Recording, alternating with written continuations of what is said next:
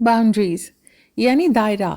दायरा बनाना बच्चे भी सीख जाते हैं। आपने कई बार देखा होगा बच्चों के अपनी फीलिंग्स को वैसे ही व्यक्त कर देते हैं और उसमें कई बार वो अपना दायरा बता देते हैं।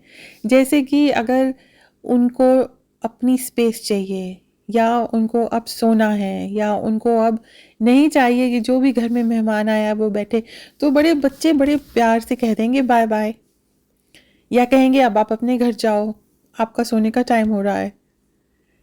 ये एक जो क्लैरिटी होती है एक बेसिक नीड्स के प्रति, ये बच्चों में एकदम क्लियर होती है। They have a very clear perception of what they need and how it has to be brought about. So it's never about अच्छा मैं अगर आंटी को बोलूँ कि अब आप अपने घर जाओ तो आंटी को बुरा लगेगा। उनके लिए वो कॉन्सेप्ट ही नहीं है, क्योंकि उनको यही बस समझ में आ रहा है कि इस समय मुझे सोना है या मुझे अपनी मम्मी के पास बैठना है, इसलिए अब आंटी को अपने घर जाना चाहिए। और बड़े होते होते जब बच्चे 5 साल 6 साल 7 साल the age which is not yet a teenager, उसमें पहुंचते हैं तो बच्चों की सोच में अचानक वो परसेप्शन आ जाता है कि मैं ये बोलूं लेकिन ये बोलने से कहीं मेरी पिटाई ना हो, कहीं मुझे डांट ना पड़ जाए। अभी भी उनके मन में ये नहीं आता है कि आपको बुरा लग जाएगा मेरे ये कहने से। It's still about them. They are thinking if I say this then the consequences might not be something I want. ऐसा तब होता है जब बच्चे बहुत ही सिक्योर एनवायरनमेंट में हों, और सिक्योरिटी का सबसे बड़ा मापदंड होता है उनका मेन केयर गिवर। ज़्यादातर घरों में मेन केयर गिवर मॉम्स होती हैं, और moms most of the mothers mothering में और केयर गिविंग में बच्चे को आगे रखती हैं, अपनी नीड्स के आगे रखती हैं, और उसमें कोई ये जताया भी नहीं जाता है कि मैं तुम्हारे लिए ये कर रही हूँ। It's a given, specially for young children. So the pre-adolescent is very aware that my needs are important and I am important if they're lucky enough to have a loving, caring, secure, safe home. और ये उनके primary caregiver mostly mother's से उनको मिलता है। तो अभी भी जब वो कुछ चीज़ बोल रहे होते हैं, अपना दायरा बता रहे होते हैं, जब वो अपनी माँ से भी कहते हैं कि नहीं अभी मुझे बात नहीं करनी है, तो उसमें they are not really thinking कि ये मेरी मॉम को बुरा लगेगा या मेरे भाई बहन को बुरा लगेगा या जिससे भी वो इंटरेक्ट कर रहे हैं। They still thinking about themselves. They thinking कि अच्छा अगर मैंने ये बहुत रूडली बोला तो हो सकता है डांट पड़े, अगर मैंने समय पे उठ के काम नहीं किया तो हो सकता है मेरी पिटाई हो जाए। It's still very much about their needs and they are able to articulate them. But when the child becomes an adolescent, that's the first time they step into insecurity. और वो इनसिक्योरिटी क्या होती है? वो होता है पीयर ग्रुप, यानी माँ बाप के परे जो सिस्टम है उसमें जब वो जाते हैं, अब उनको ये सोचना पड़ता है कि मेरे कहने करने से मेरे बारे में कहीं कोई अलग राय ना बना ले, और उस अलग राय के चलते कहीं मुझे इस ग्रुप से बाहर या अंदर ना कर दिया जाए। Now this is the first time that they start reassessing their boundaries, not based on their needs, but based on their perception of other people's perception of them. So it's no longer a very simple articulation of I need to sleep, or no, I do not need to drink this alcohol, or no. तो वो suddenly yes and no बोलना जो अब तक के लिए बड़ा clear होता है, वो सडनली उस स्पेस में अब क्लियर नहीं होता है। ये एक सिंपल सोशलाइजेशन पैटर्न है।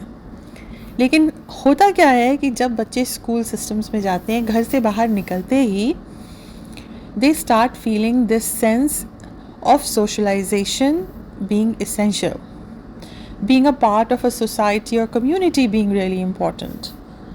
अब उनको डिपेंडिंग ऑन उनको कैसे फ्रेंड्स मिलते हैं, उनका स्कूल कैसा है, उनके घर में उन्हें क्या सिखाया जा रहा है, whether or not they are aware that boundaries are important and what purpose they serve in life. Some children have very clear boundaries. If it is their lunch time, they'll say this is my lunch time, I'm eating lunch. It doesn't matter what you are doing, you can keep talking, but I'm going to eat my lunch. Whereas दूसरा बच्चा है, उसे कोई फ़र्क नहीं पड़ रहा है कि आप लंच खा रहे हो, उसको बातें करनी है, वो बातें कर रहा है। He doesn't care कि आपका लंच टाइम है, मेरा भी लंच टाइम है, लेकिन मैंने ये डिसाइड किया।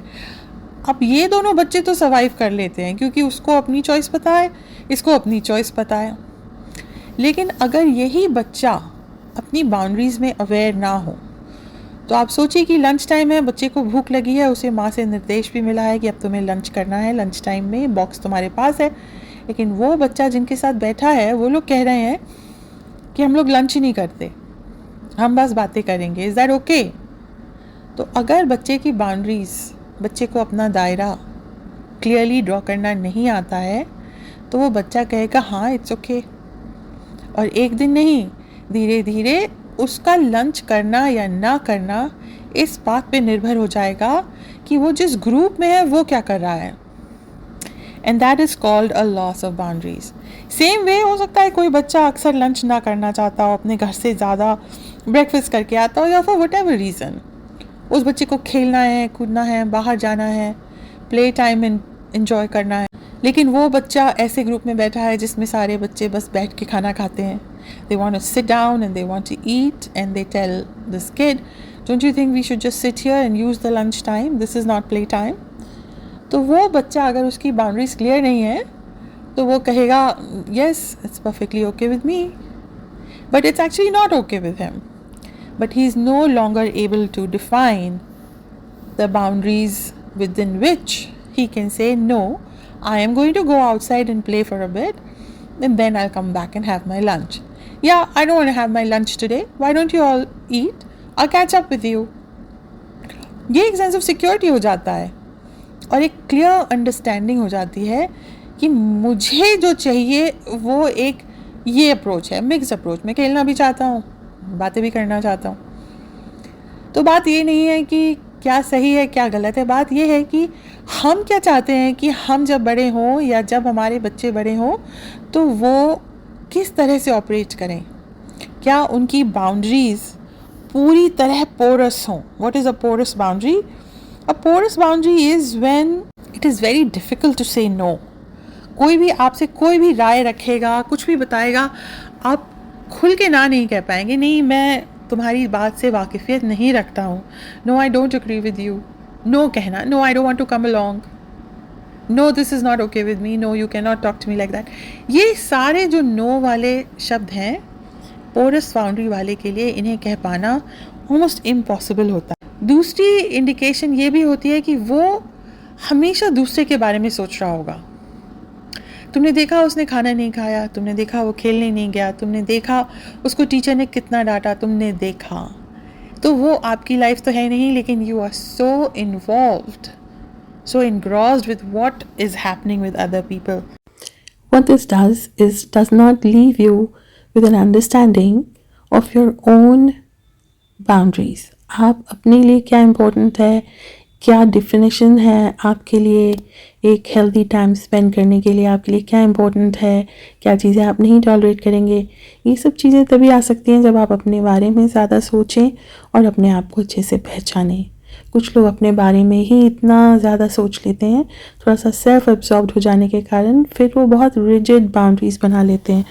और पोरस के एग्जैक्ट ऑपोजिट रिजिड बाउंड्रीज़ में प्रॉब्लम ये हो जाती है कि वो दूसरों को समझना ही नहीं चाहते, दूसरे की राय नहीं लेना, एकदम ही दूसरे से डिटैचमेंट का एटमॉस्फेयर हो जाता है।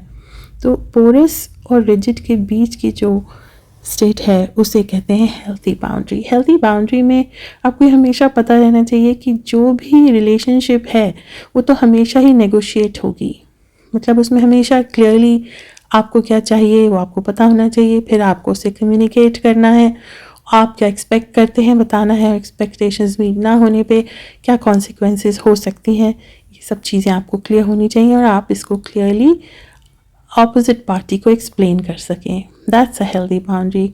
और ये तो तय है कि जहाँ नेगोशिएशन है वहाँ थोड़ी बहुत कॉन्फ्लिक्ट तो होगी ही, चाहे वो बच्चों में हो, टीनेजर्स में हो या बड़ों में हो। इसीलिए बाउंड्रीज़ को समझना बहुत ज़रूरी है आपके लिए। Soul sync for today.